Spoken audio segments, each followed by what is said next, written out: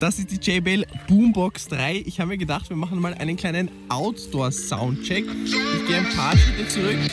100% Lautstärke haben wir soeben erreicht.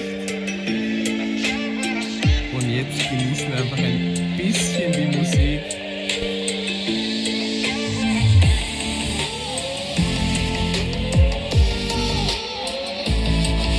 Also bassmäßig ist es jetzt nicht überwältigend.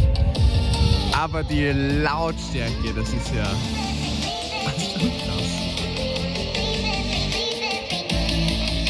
Ja, dieser kleine Punkt ist die Boombox 3, ist schon echt ein Stück weit weg.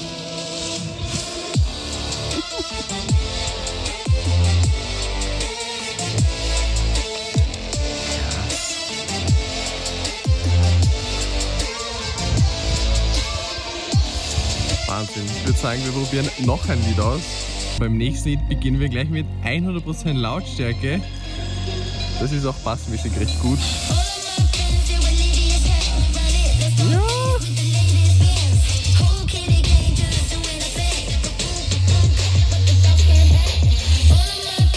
Also da tut es sich besser, aber bassmäßig ist nichts.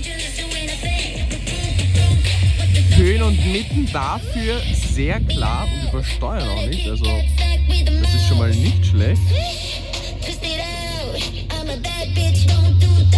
Mehr.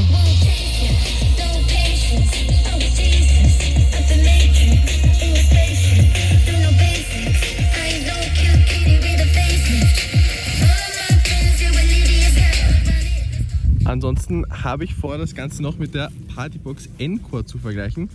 Aber hier und jetzt, ja, ich habe es schon im Unboxing gesagt, also bis 70%, 60% kommt der Bass sehr gut mit, aber alles drüber wird es einfach weniger, was draußen definitiv nicht so ein großes Problem ist wie drinnen, weil draußen braucht man Lautstärke und das kann das Ding. Falls es von euch irgendwelche Fragen geben sollte, dann schreibt mir sehr, sehr gerne und ansonsten bis zum nächsten Mal. Tschüss!